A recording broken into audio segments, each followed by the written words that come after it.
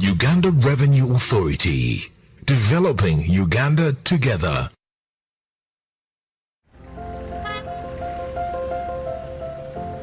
Kapo, you seem to be in a hurry. Where are you going to? I'm gonna pay URA visit. Why would anyone visit URA? Of all places? To know more about the Kakasa business solutions, namely digital tracking solution, the voluntary disclosure program and electronic fiscal receipting and invoicing solution, which have turned my business around. You know I need to be on top of my game to protect my empire. If you know, you know. I too need to know what Kapo knows.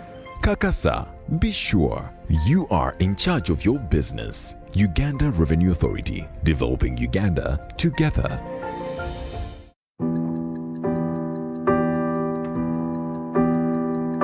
In chess, the small one can become the big one. It's the same here. And here too. Watch every move. Record every number so you can plan better.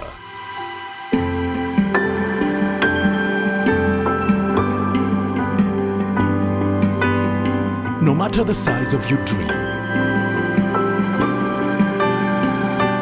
tomorrow's success belongs to those who keep today's records clean.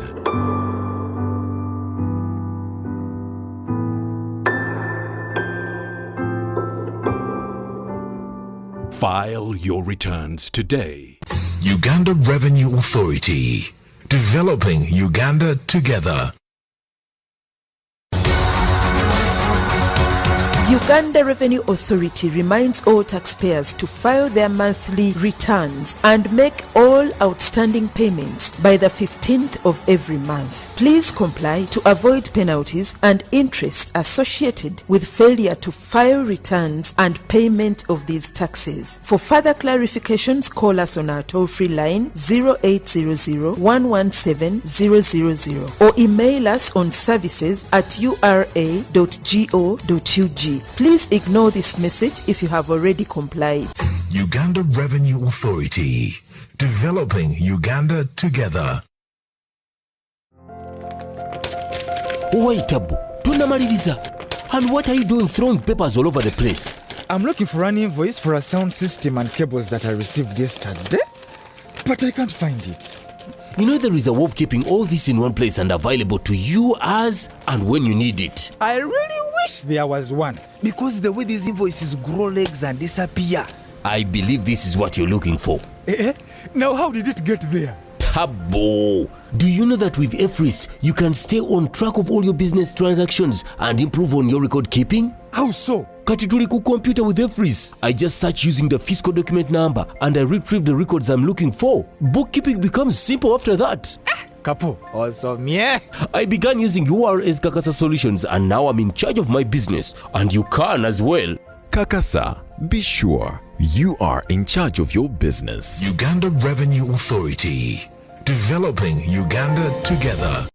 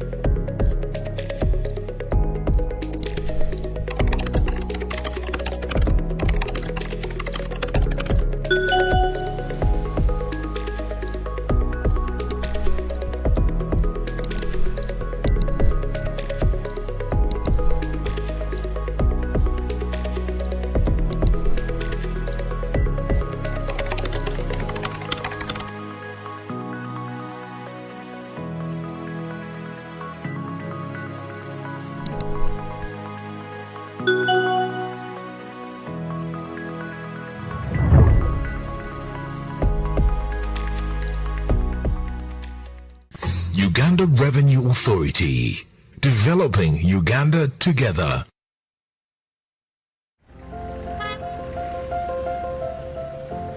Kapo, you seem to be in a hurry. Where are you going to? I'm gonna pay URA visit Why would anyone visit URA? Of all places? to know more about the Kakasa Business Solutions, namely digital.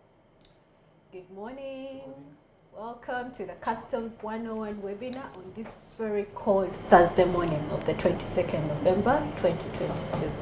My name is Jacqueline Emodek and I'll be the moderator for this session. Today we are exploring the cost of smuggling on the Ugandan economy.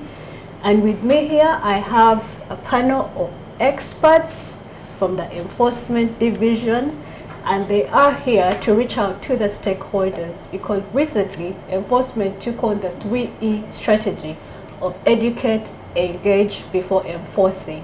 So these webinars are one of those ways of rendering tax education to our stakeholders. So at my far left, I have Emmanuel Emasu from Enforcement, Kampala Operations. Then I have Deogracious Kalebi, who is Supervisor, Eastern Region Enforcement. Then I have Gilbert Choir, who is in charge, Enforcement, Entebbe, the airport, the international people. So let's get right into it. We are late by 9 minutes. Apologies for the delay, but let's get right into it. I will start with what is smuggling exactly? What does it entail? What does it mean? And with this, I'll throw it to Deogracious to kick us off today. Deo, kindly describe for the viewers what smuggling is. Okay, thank you, Jacqueline. Good morning, listeners and viewers. Welcome to this webinar. Let me start off right away. Smuggling, I'll start with what does the law say? How does the law define smuggling? Basically, according to the East African Customs Management Act, smuggling is defined as the importation or exportation or transfer of goods across the country without following the law. And the intention normally is to defraud customs revenue or to evade restrictions or prohibitions and regulations thereof. But in simple terms, I can define smuggling as the movement of goods in and out of the country illegally. Thank you. Okay. So we shall look at the forms. What forms does smuggling take? Emmanuel. All right. Thank you, Jacqueline. Good morning to the viewers and listeners once again. Just like Deo has reiterated, and he has to explain to us what smuggling is. Now, smuggling takes various forms, and the most common form that that is so common is the outright smuggling. The outright form of smuggling is where someone, for example, crosses the border, goes to another country, for example, Kenya or Sudan or Congo, and then comes back into the country with goods, but not through the direct channels of going through the customs processes or areas. That is what we call outright smuggling. But smuggling has so many faces. Now there's what we call concealment. As another form, concealment takes the form of someone goes out there and then prepares to deceive the officers. It can come through a gazetted area, but the goods are concealed in a manner that the officer is not able or can easily see the goods. So that is another form of smuggling. For example, a truck comes and has a false compartment inside, or someone comes with goods that don't pay taxes, but underneath those goods there are goods that are supposed to be dutable. That is what we call concealment. Now the other form of smuggling is misclassification. Misclassification, yes, someone goes out, he comes back with dutables, but the way he presents the dutables is formal. Like he it tries to use a different HS code to classify the item to make it appear like it does not, for example, pay the rate that it's supposed to pay. So in that form, he dodges taxes. But that is now a more sophisticated kind of smuggling. Yeah. Yes. The other form that we can talk of is falsification of documents. Normally this is intended to undervalue the goods. Someone goes out, they get documentation for the goods that they are, but for example they decide to pay, for example they get a less value. They declare a less value to customs despite the value that they paid across for those goods. They go pay a different amount of, they purchase the goods at a different price, but when they come to us this way, in between there, before they reach customs, they doctor the documents. Then by the time they present those documents to customs, they are not the right documents for those goods. Then the other form of smuggling that we are dealing with, and it is also a little bit sophisticated, is the one of diversion of transit goods. Now they divert transit goods that are not meant for our market, end up into our market without paying the due taxes. For example, someone declares goods that they are going from, they are moving goods from Mombasa, for example, all the way through to Congo or Sudan. Now in that kind of declaration, they don't pay taxes because the goods are declared for transit. So what they do, along the way, maybe in between here, the goods end up into our market. They divert those transit goods which are meant for another market into our market without paying taxes. That is also another form of smuggling. Yes, briefly, those could be the forms that we are grappling with currently. Okay, thank you very much, Enosi, for that very enlightening description, because most times people just think that smuggling is just, going through the ungazetted customs areas, but then we have alteration of documents, you have people that are undeclared values, and so because of that, recently there was an observation that smuggling is shifting from the usual, the hand poke, the one of running. To the smart smuggling. They are now tech savvy, they are now, more informed. So I'm going to bring in Gilbert to throw more light on that, on the current trends of smuggling, also the routes that are giving us a pain. Gilbert, take it away. Oh, thank you very much, Jackie. Good morning, viewers and listeners. I'm very happy by you to be in Kampala. Very, very happy again. So you know that smuggling is an old thing. Smuggling, way back when you realize, when you try to research, you realize in the 18th century is when there was a lot. I think that's when people were talking very much about smuggling. Even the movies and which we used to watch a long time, these things to do with the pirates and all that. Because most of them were related to smuggling. So smuggling has evolved. Why has it evolved? Right now you're having new players. You're having people with new ideas. So it's no longer the old guard now. You're looking at new players on the ground. So they have different forms of smuggling.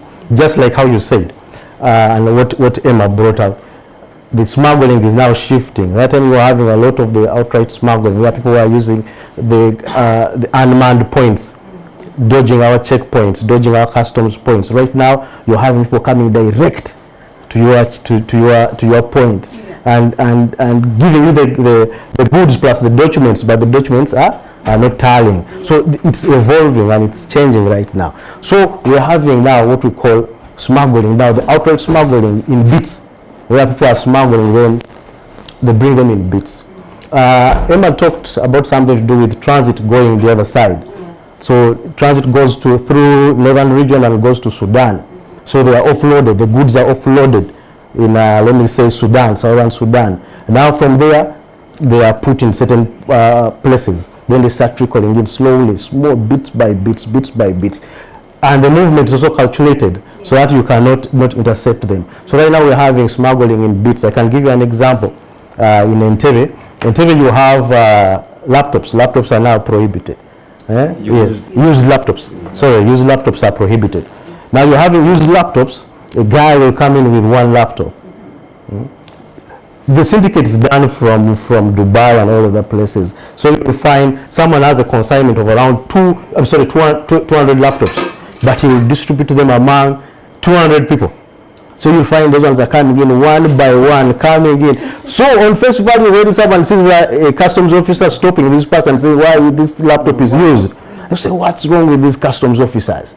But in actual sense, they are taking them and putting them in a certain vehicle. At the end of the day, a man is carrying 200 pieces of laptops, of used laptops, 200 pieces. But then they went in slowly by slowly. You're having this also with the cigarettes. You're having this with all other goods.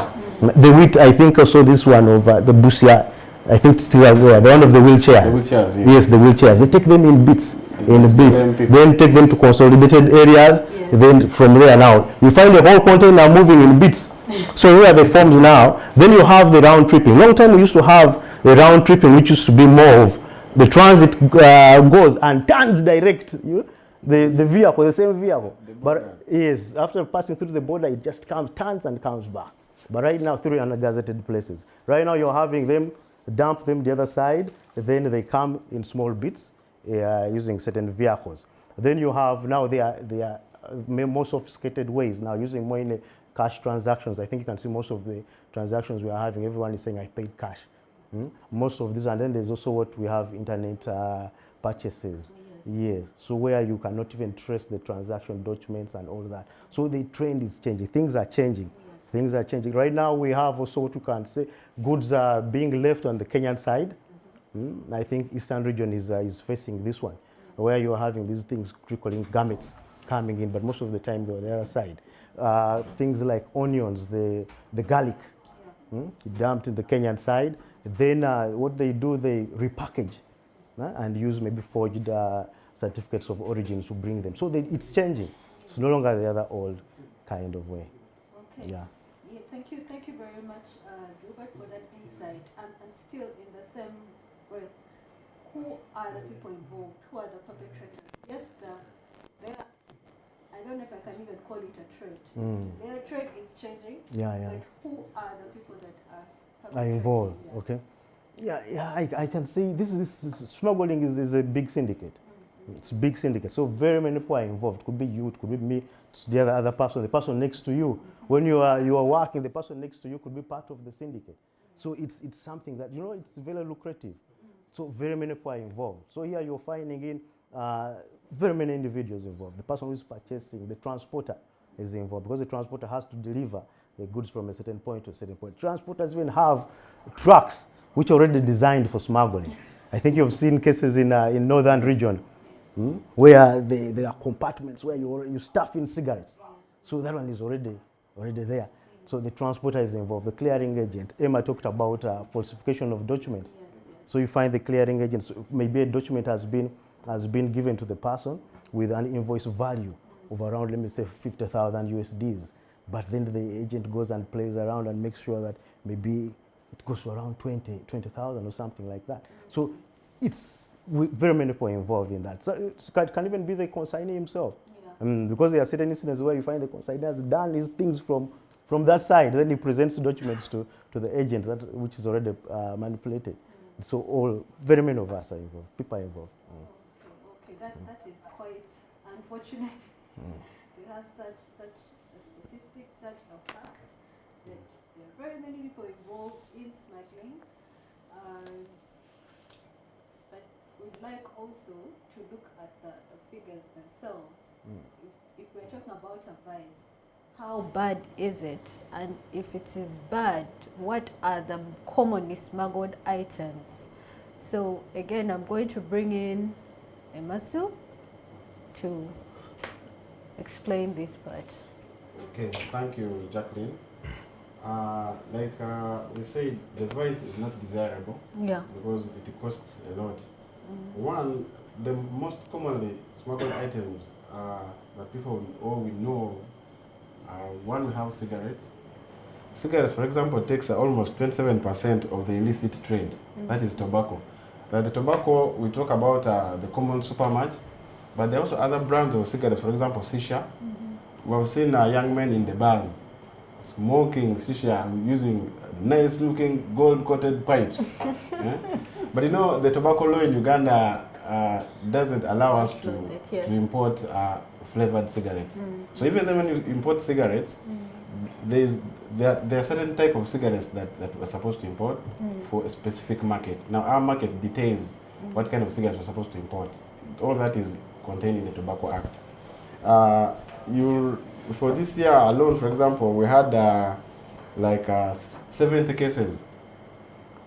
We call them offenses raised for cigarettes.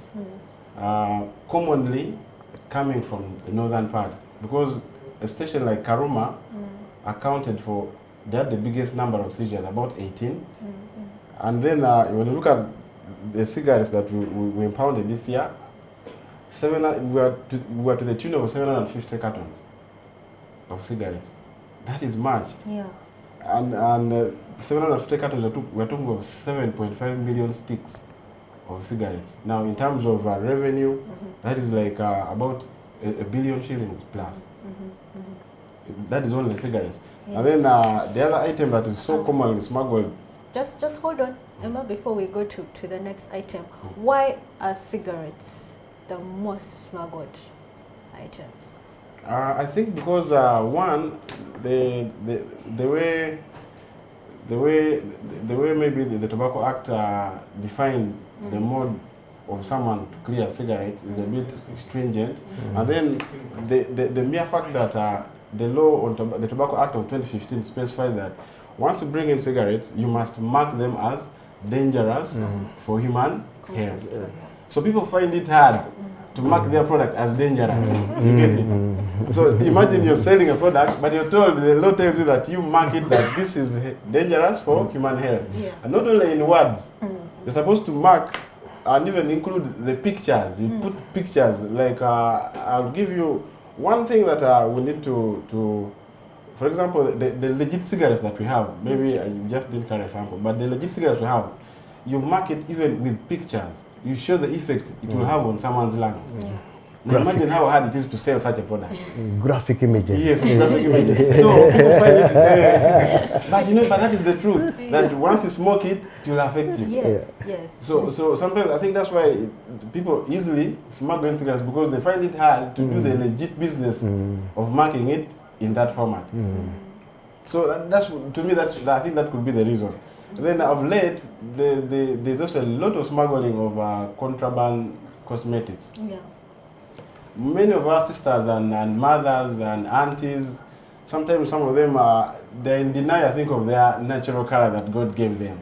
Everybody wants to be brown, everybody wants to look good, but you find that contraband cosmetics like Carolite, majorly, those items have a chemical in them, which is hydroquinone and mercury. Once we use them for a long time, they affect us. We even get cancer because they are cancerous. So there's a lot, because the law doesn't prohibit the importation of those items. People find it easy, as in the only avenue is to smuggle them in. And then also garments. Garments have also been a problem. The statistics on cosmetics, for example, this year alone we had about 181 offenses. Now, those 181 offenses amounted to about 17 tons. 17 tons of assorted banned cosmetics. But these are majorly coming from, yes. Now, these cosmetics, majority of them are manufactured in Congo. So that sector, the impound way, all the way to Hoima side, that sector that neighbors Congo. Lake Albert, the Albertine region, there's a lot of activity on smuggled cosmetics, and our teams that side that enforce are very busy. They are facing it a challenge along that side. The other item that is also commonly smuggled is rice, basmati rice. Now, basmati rice is rice that comes majorly from India, Pakistan. This in a month, the figures that we get in terms of smuggled rice comes to the tune of about 25 tons per month. Now the rice is majorly from the eastern side. Now the reason why it is majorly from the eastern side, I think, because of the other customs policies that our neighbors have put in place. They are not the same like ours. In fact, because Kenya, the duty rate on rice in Kenya, I think, is normal. For them, they don't treat it as a special item, or because theirs, I think, is around 35 or 25. But you find ours, the duty rate here is a bit high because we want to protect the local market of rice here in Uganda. There's a lot of rice that is being grown in areas of Mbale, then Butaleja, then you have rice in Chibimba. Now they produce a lot of good quality rice. You know, the super rice here in Uganda with a good aroma. But because the rice from India, Pakistan, that it comes clean, it is, I don't know, maybe you could also say people at home these days are lazy to cook. That rice does not need to be sorted. So people prefer the rice that does not need to be sorted. So rice is also a problem because a lot of it comes in. Those are big quantities. Then garments also majorly from the eastern side. There's a lot of traffic that brings in garments, but in a smuggled way. A lot of concealment, garments being concealed in trucks of waste, trucks of scrap, trucks that are modified specifically with false compartments. But in those false compartments, once all of them that have landed on, you find it is garments that are being concealed in those trucks. The other item is wheat flour. Now you realize that we have a lot of many industries in Uganda here that are producing wheat. You talk of the companies like the Mandelas, then also in Ginger, the Nile Agros. Now the government is trying to protect the local market. That when these companies pay taxes to us, so it is our duty to protect and get them market. But you find the wheat that comes from Kenya, I don't know what, but you find people prefer. But at the end of it all, that it is our duty to protect the market for our taxpayers. Basically, in highlights, those are some of the major items that we're grappling with currently. Thank you. Thank you very much, Emma. Now, with all this illicit trade happening, with all these contraband infiltrating our market and competing with our home market, what then is the problem? How has smuggling impacted on our economy as a country, especially given the fact that we are trying to move from being dependent to be economically independent. But now you have a vice like this eating into our market and into our country. So kindly highlight that impact that smuggling has had on our economy in general. Dale. Okay, thank you, Jacqueline. The smuggling has impacted the economy in so many different ways. Directly to the economy as a government, to companies, local companies, and also to the consumers. Because when I talk about consumers, depending on which item we are talking about, if we talk about Carolites, the impact it has on your skin is affecting you as an individual, not as a country. But as a country, economically, because people are trying to evade the taxes. That is the incentive. Most times it is the incentive why they are smuggling.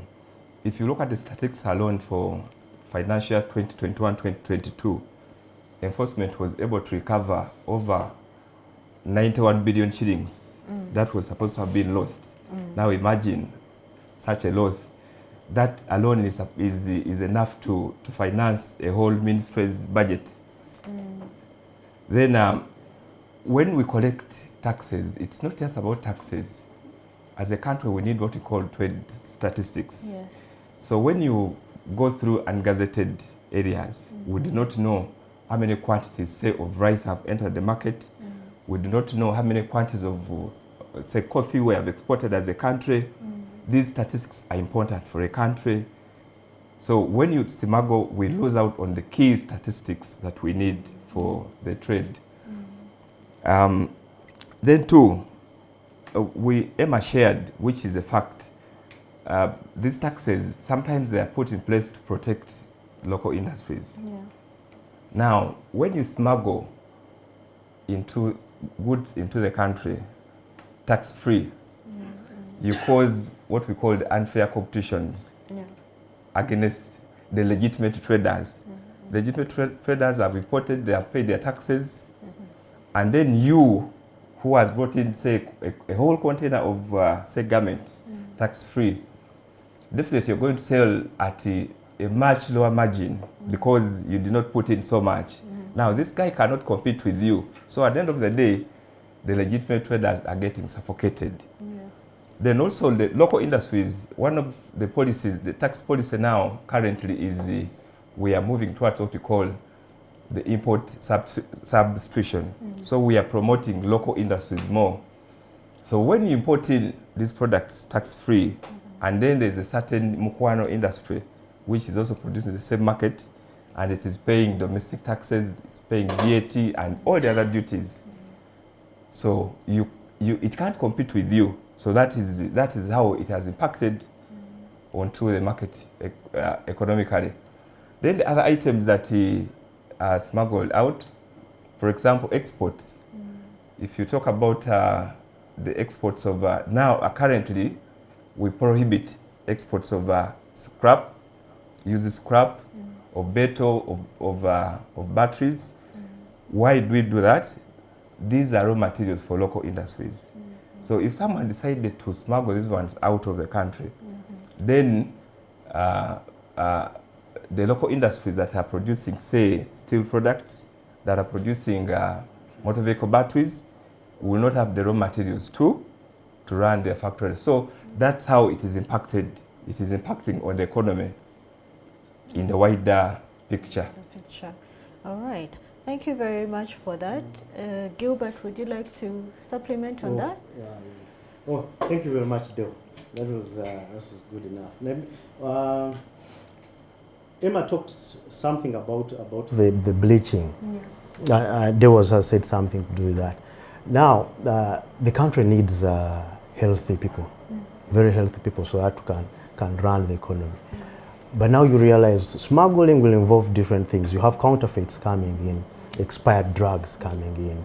You have different items that are not good for human consumption. But now when we take in those things, I mean, you take almost all your time you are treating someone.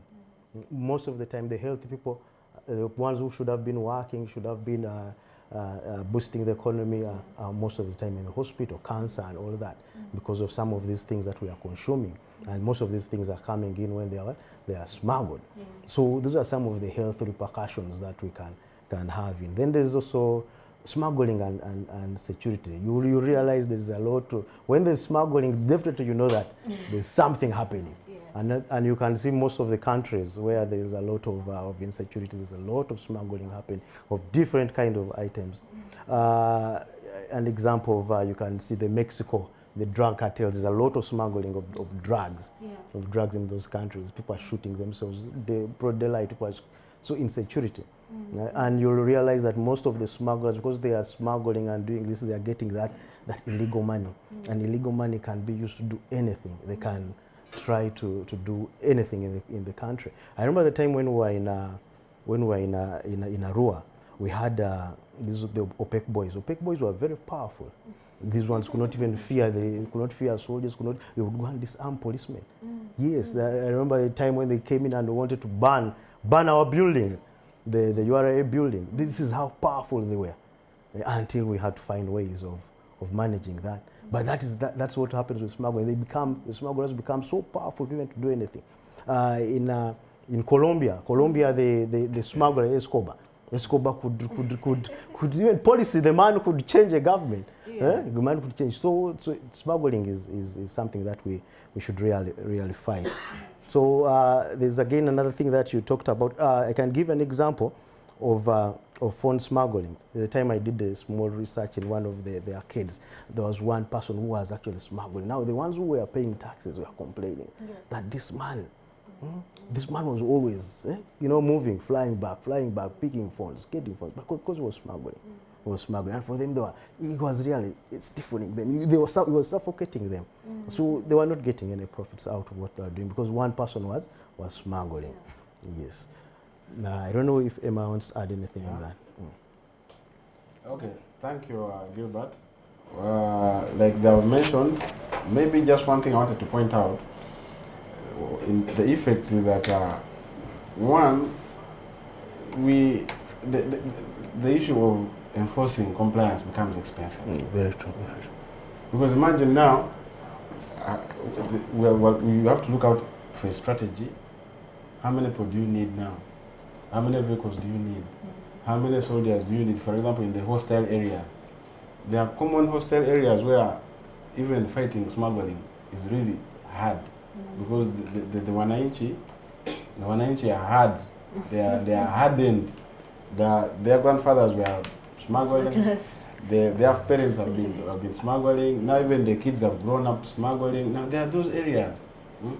So it becomes expensive to enforce compliance, and that is a cost on government. Well, the money that government would reduce on the pickups given to URA for anti-smuggling, that money would go to do something else. But because the government feels that we need to stop it, because you find if the vice is not dealt with. Now, for example, there was a time when there was a lot of killing in town. People have guns. Where did these guns come from? And then we have some of our neighboring countries. We know having a gun is like having a knife in the house. So some of these issues can come in if we don't check on smuggling. If government doesn't check on smuggling, that's how the guns end up into the country and into the society, and the effects are all well known by us. So it becomes a cost. That's one other thing I wanted to add. Thank you. Oh, those are some glaring facts. Yeah, you can even look at our wildlife, all of that. Those are all repercussions. You find people going and poaching, doing what in order to smuggle and what, because someone is gaining somewhere. Okay. That's, as I say, those are very and scary facts. And so, what are we doing as URA? What measures are we putting in place to mitigate this? So I'll ask Deo.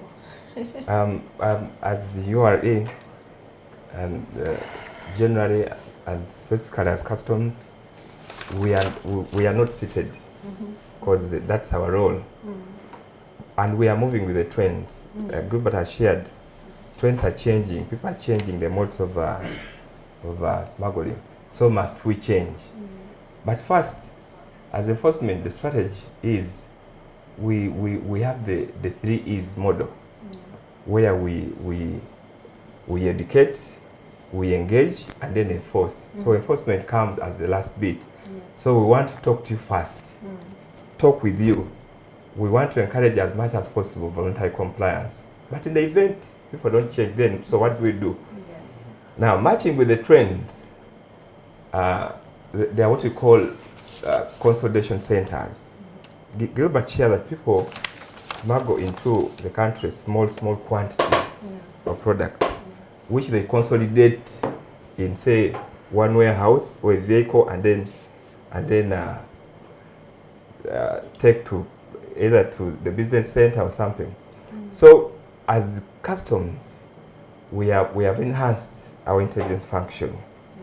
Now, instead of fighting with a bicycle carrying 4 cartons of wheat flour, carrying 5 bags of rice, we are saying it is economical to invest in intelligence and know, okay, when this bicycle goes, where does it end up? So then we are targeting consolidation centers. So instead of hitting 4 cartons of, say, wheat flour, and yet we know that all these bicycles will end up to a certain store, say in Ginger. So we'll wait for these guys. When they have consolidated, not the 4 cartons, not the 5, but now probably 500 cartons. Yeah. Then we come and pick the 500 cartons. It is cheaper and it is impactful. And then we, as we do this, we also do more of intelligence-led focus operations, intended, one, to create awareness, to create visibility. As we do this, people know that we are present. So they can't just smuggle freely. They know that when I do this, there's someone watching, or I can easily be intercepted. And then as customs and as URA, we are constantly reviewing the risk management function. We've shared already that smuggling is many other forms. People are concealing, people are misclassifying, people are undervaluing. So then, basing on statistics, we keep reviewing the risk management function. So the person who has probably been going green means when you declare your products, we don't open to verify. But if information has it that there could be a problem with a certain client or a certain product, then the risky office is going to review and say, Deo can no longer be in green. Let's now channel him trade, and we check his consignments. Let's open and see. Then these smugglers are also, as we move with technology, they also invest, by the way, in intelligence. They don't sit back. As we move, they deploy on us. They will know where they were slept today. They know where the URA vehicle is. So we are also investing, one, in intelligence and also in technology to curb vices like concealment. As customs, we have deployed non-intrusive inspection scanners at almost all major points, major customs border points. What do they do? And here we have even results that are visible. Recently, in Entebbe Gilbert, we unearthed concealments of laptops and phones by scanners, which a normal person may not have seen, but technology is able to unearth this.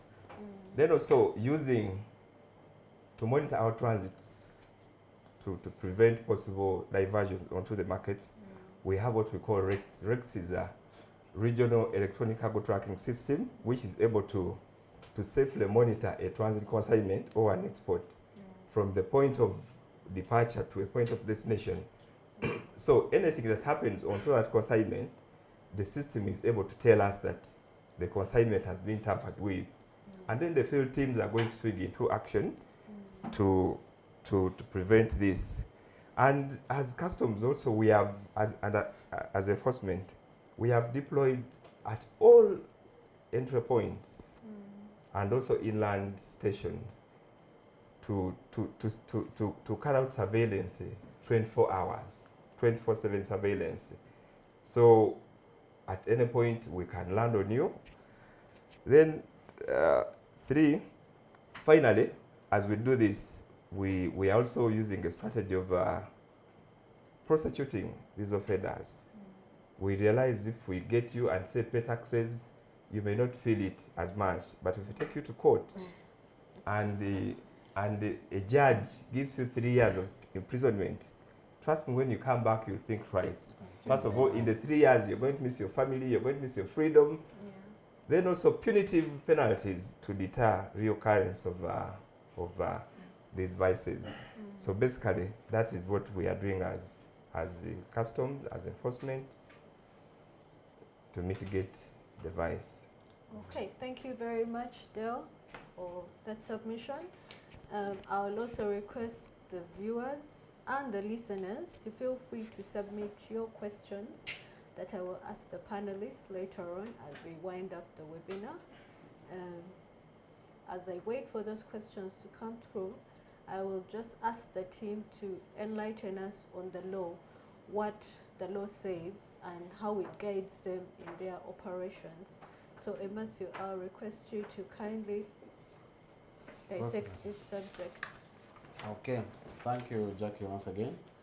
On the law that mandates us in our activities as we enforce or combat smuggling is majorly, we refer to the East African Customs Management Act of 2004, then also the East African Customs Management Regulations, and then there are also other various laws, domestic tax laws, even other laws within the country that govern certain items, like I talked about the Tobacco Act.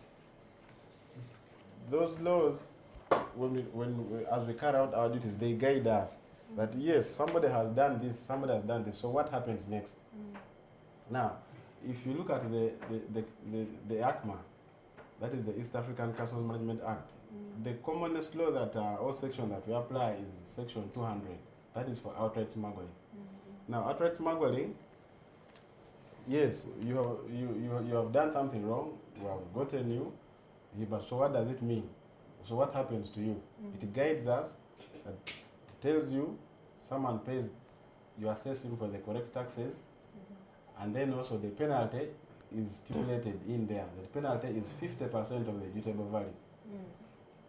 Now, this is where the issue is, that 50% of the dutiable value, someone sees like that it's quite cumbersome for the smuggler who falls in that category.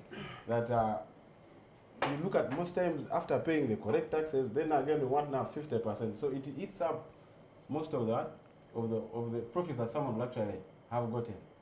I remember we had a case in Arua where we got someone with batteries. The guy wanted to actually commit suicide. Why? Because he knew almost half of his entire earnings was gone, and capital was gone. That is section 200. Then section 199 stipulates or guides us on the mode of what? Of conveyance of the item.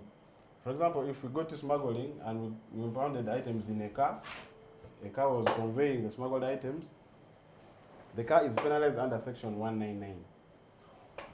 And then for items of concealment, if you found you concealing an item, maybe in a lorry, you have a false compartment, or you've hidden the items under some things, maybe for example that don't pay or scrap, that is under section 202. It is also very punitive. And then for those who falsify documents, you present your goods to us, then the documents are not speaking to each other, the documents are not correlating, that is section 203. Then sometimes some of these goods and the means of conveyance, you find they fall, or the commissioner may decide to forfeit.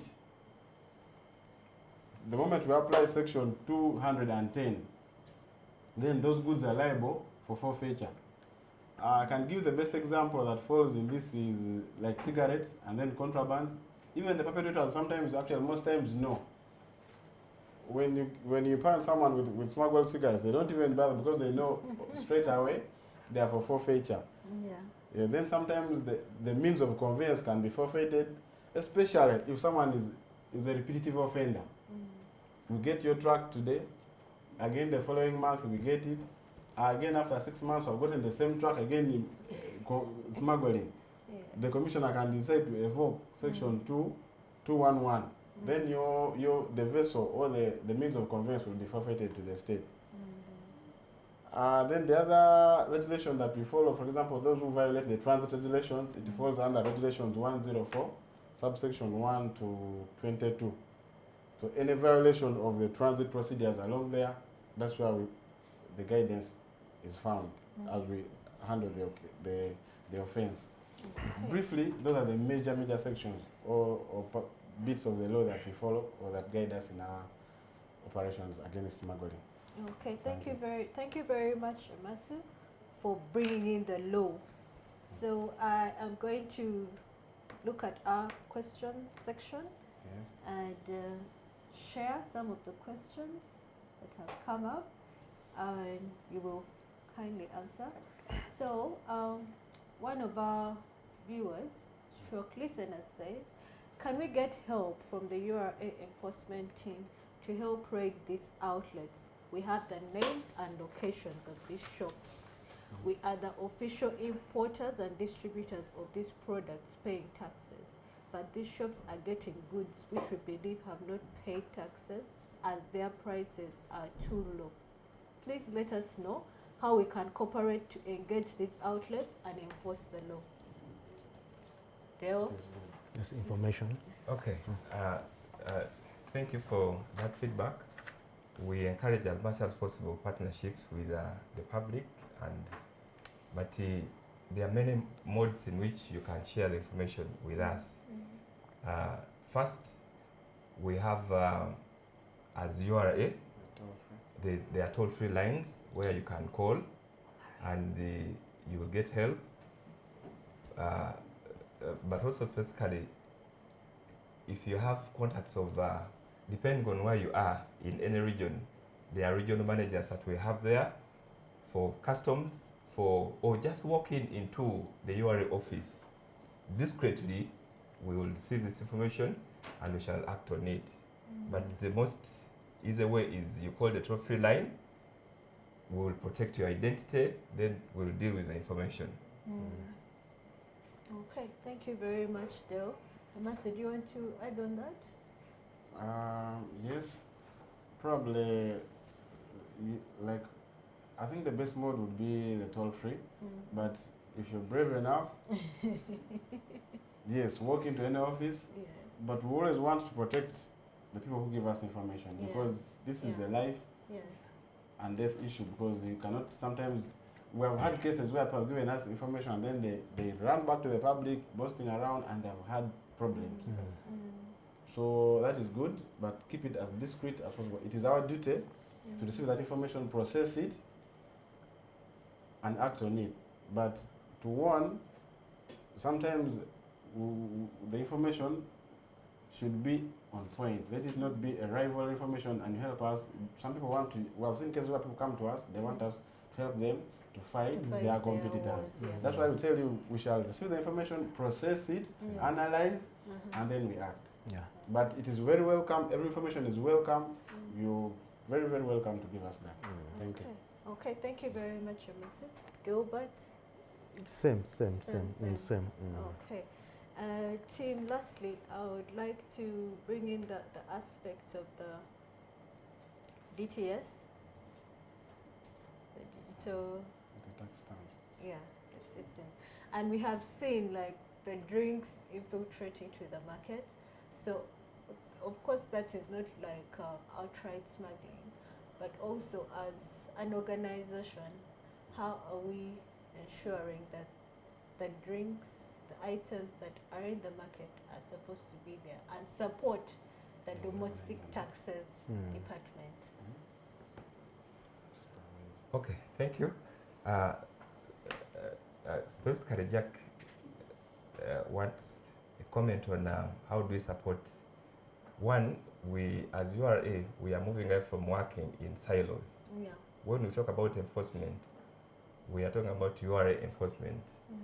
We want an enforcement officer who is able to this far to enforce all the tax laws of that URA enforces. So digital tax stamps, or in a broader term, digitalization to a taxman will facilitate data analytics and also authentication of the product. So it becomes easy. Now this specifically, we have started as URA with products that are excisable, that pay excise duty. So for every product that pays excise duty, you're required to have a digital tax stamp. Yes. So how is this going to help both the legitimate traders and even the tax collectors? Yeah. It becomes, the enforcement becomes so easy. So where even someone as smartly, for example, brought in goods, it is very easy for me to enforce, because when I check the goods, I simply look at, do you have a digital tax stamp, say if it is beer, or if it is sugar, if it is any other spirit. If it is a no, then outrightly I know this one did not pay taxes or did not go through the customs process. Because even for products that pay excise duty locally, even when they are being imported into the country, we also charge the excise duty. So even when you smuggle into the country and you'll mix them with other goods in your store, we are able to check by just looking at verifying the digital tax stamps, whether you have or you don't, and we'll enforce. Okay, thank you very much for that, Dell. The last question for the day will go to Gilbert. Anonymous, asks, you have mentioned penalties for smugglers. What is done to staff that are found in the acts? Thank you for developing Uganda together.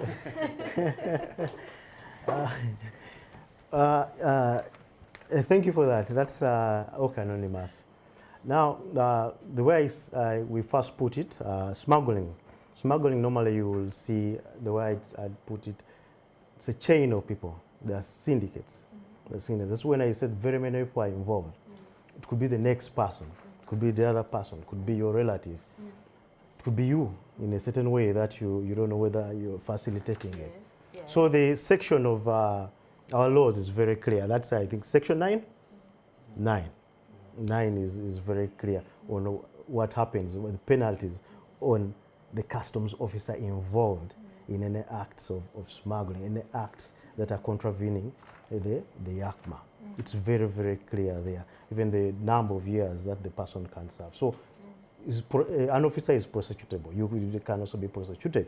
But we also have our department, the compliance department, which checks on our behavior, checks on our compliance. Yes, so we are not exonerated. We are not exonerated. Thank you very much, Gilbert.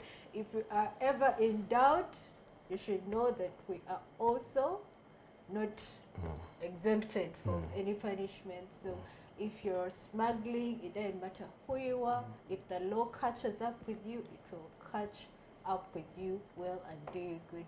Thank you for taking off your time. Thank you for buying data. Thank you for tuning in and staying in up to the end of the webinar. From me, I wish you a very good day. I would like the panelists to just give us their parting shots. Emmanuel? Thank you, Jacqueline. To our viewers and listeners, smuggling is a vice that we should all fight together. It's not a one-man's war. It's not only URA that can be able to combat it. We are in this together as we build Uganda together. Let everyone who has information reach out to us and we'll build the nation together. Thank you, viewers and listeners. Okay. Del Gracious? Okay. First of all, thank you, viewers and listeners, for your time. Smuggling has very detrimental effects, both even to the person smuggling and to the economy. Imagine someone, you're building your capital and you think you've been smart enough. Then this one time, they call it the 40 days, you're good. And the punitive penalties erode the entire capital you have. So you might think you're smart, but it is also not good for you as a person, as an individual. And some of these products that you're smuggling are going to affect your relatives, the Carolites that you're smuggling, the drugs that have not been checked by NDAs because they are going through the bush. You do not know what effect they have on your health.